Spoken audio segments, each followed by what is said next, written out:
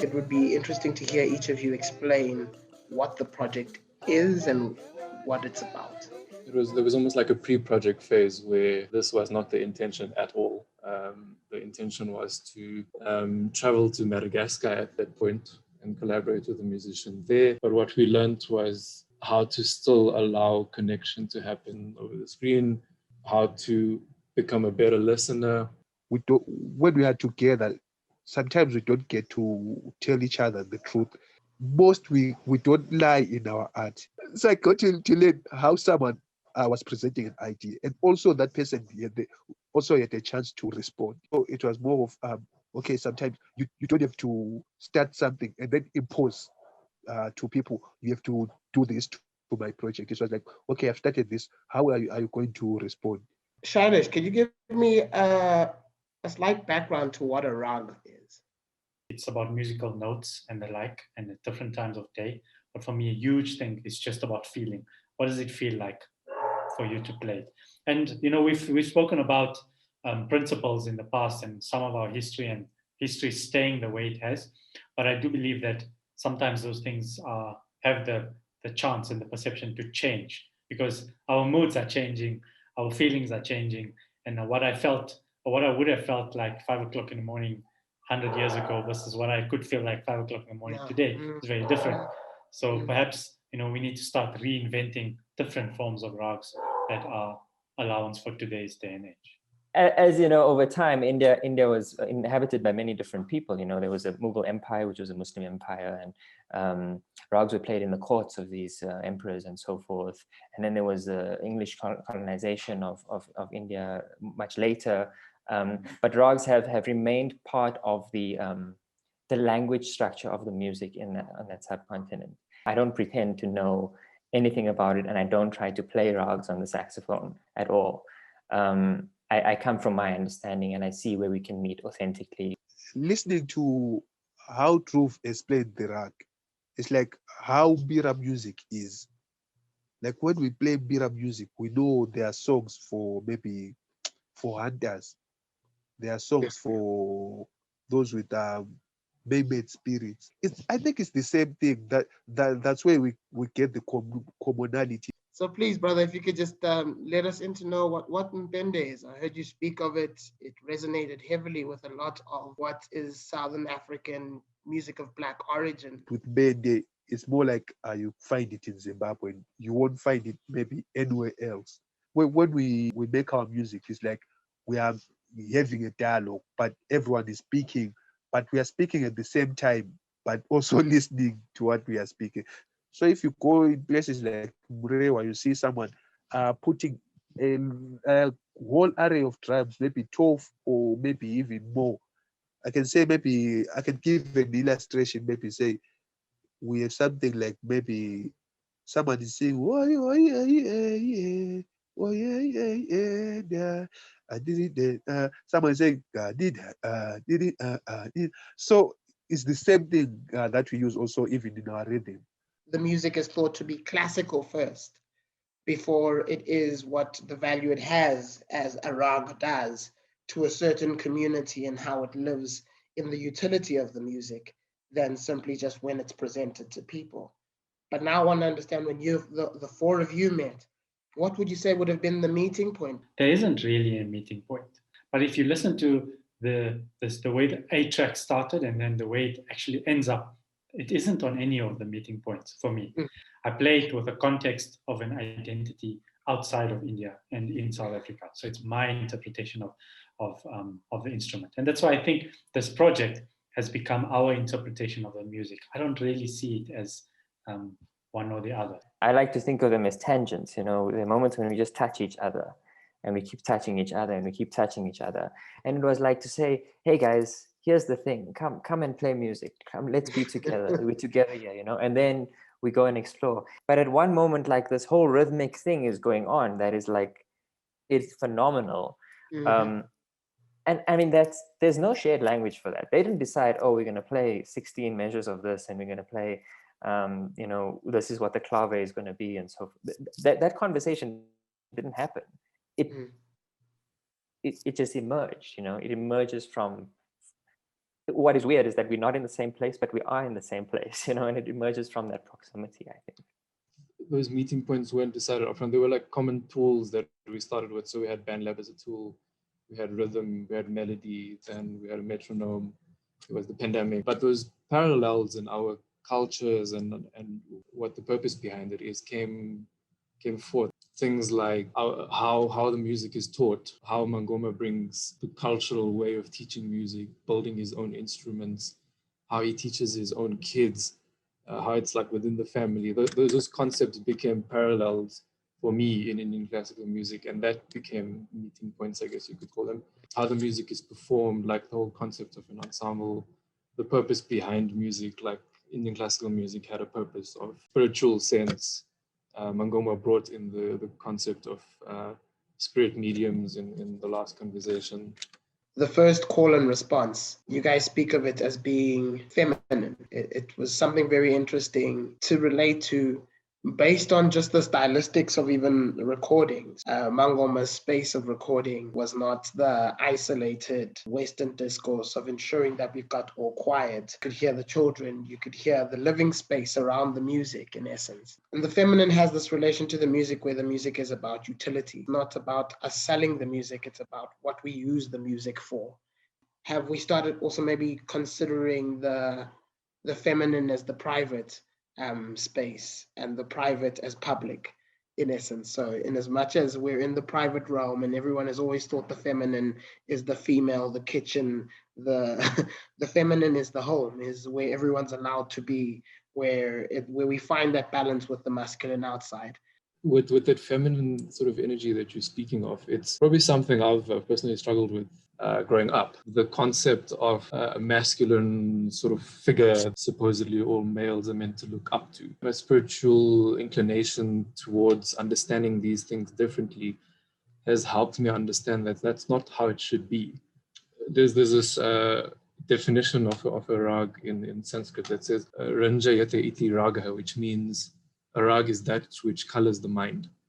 And how do you define your mind in the sense of age, gender, height, skin tone, those kinds of things? There's so many different colors and an array of different shades that are here in our world to be experienced. Mm. Why we restrict ourselves to a certain area of that spectrum is something I've tried to question, and my music has really helped me. It sounds like a group of people in a room together making music together. I can hear everything, nothing's been removed. It feels like I wish I was there in that space. Do you get what I'm trying to say? And it's only in reading that I get that it's call and response. But I think it's that's the inclusiveness of the feminine. It allows it all to come out. Whereas in the masculine realm, you have to keep it tight. It has very particular ways it has to be. So Mangoma's track, I mean, I don't obviously understand the full cultural aspects of what he's put on the table, but it always feels very real to me. The track feels very family. It feels like there's children outside. It feels like there's people eating together. We're on the table. We're in the lounge. The way we approached it was very similar. In a such situation or setting where you've got a lot of people, you're not always talking all the time. You sit back, you let someone else speak, you let someone else talk, then you get in there, you talk, you're on top of the game, and maybe sometimes you're losing the argument or the conversation. And so it feels like, yes, we didn't have the surprise element of the first track, but for me, that whole interaction of a dialogue between people and between a family setting, between lots of people, feels like it came through in that track a bit more, purely because he gave us that space, the opportunity to either speak or not speak. You decide. Might it not be the fact that we come from very conservative ideas of how people speak and how families relate? Because Mangoma was explaining Mpende to all of us and how the many voices are speaking. As an outside observer, I'm able to notice South African conservatism that I never like they're even within my understandings from, and we've both been colonized by the same queen, but the layout of what is allowed to be utility in art in South Africa has a lot of times been eroded to by the commercial sense. So we do the first track, we're like, oh, we found the ingredients. And we go into the second track with the ingredients. Whereas Ngoma has already alluded to us, there's songs for when, there's songs for what. We haven't, as South African makers, interrogated that spiritual space for ourselves. What were the territories of your shared landscapes? We know the how you shared because we've had a long conversation about that, but what become the ideologue territories of your shared landscape beyond the fact of sharing the South African democratic region? That shared territory is not a shared territory in the way we understand territory, that we mark it out on a landscape, like from this mountain to this mountain, this is the territory. It's not tied to geography. I would say it's not even tied to history. It's tied to a series of moments.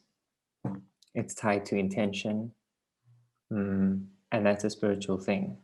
In the call and response is a choice, gents. The call and response is binary. It's dialectic in essence. I want to ask, we already started to speak about this and how music has realms and it's not just the dialectic of 1 or 0. But I want to ask, in that space, the future of like music from here, music from the soil we do, and this relation to this dialectic of call and response, of where is the beginning, who starts, and what are we all relating to? It's, you know, the movement away from two to the many. How do you see this finding a way into our future making and your future making together? The beginning is like what we have learned, and maybe the direction that maybe, like for me, that I would take is curiosity. How it will match what I have and my curiosity, and also my spontaneity, and also maybe I can say maybe a bit to learn more, a bit to experience a different feeling. Yeah. Can I ask now, with the beginnings of this project, what was that curiosity when you started, and where is that curiosity now? I can say when I started it was sort of shady, because I didn't know maybe if how my response was going to be taken. But I figured through the process how everyone's response matters, and also working with Kingsman, I've seen that there's been this enhancement of listening, enhancement of also presenting. What stories do we have to tell each other? Was one of the outcomes questions. In this exchange for you, what's a story that sticks out?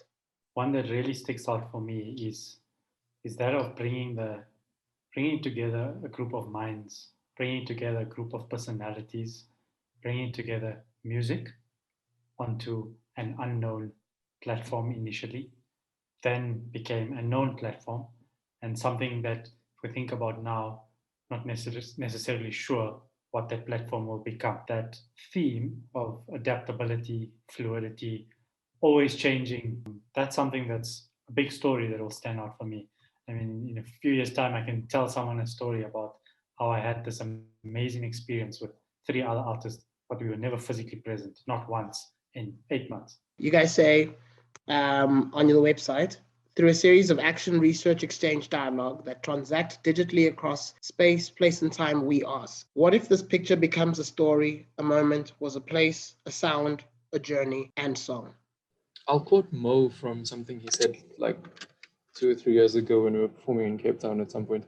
For me, it became a conversation between 4 people who didn't have many commonalities, but we really liked each other and we wanted to talk to each other. But we just kept talking, but we still don't understand each other, but we like talking. What I've taken out of this is I love listening. I'm going to continue doing that after this more consciously than I've done before. So it's this picture of four people sitting around a fire and talking to each other in different languages, and somehow picking up on some nuances that make sense and misinterpreting the rest, and we're okay with that. There's an idea of home that resonates through the whole project, and home not being the nation state. In the traditions you've been taught about this music from home, what do you think is a vital lesson that has been learned here? When we say home, as musicians, home is our music, something maybe that we dance to, something that we pass time listening to. But most of the times, it's, to me, I like from this project, I've seen that it's something that binds people. It's better maybe this conversation is recorded. Most of the conversations aren't recorded. We just speak, and it's something that goes into the air. And also looking at the geographically, that someone was in South Africa, someone was in Zimbabwe, also in South Africa in different places, but making something which shows maybe unity of purpose,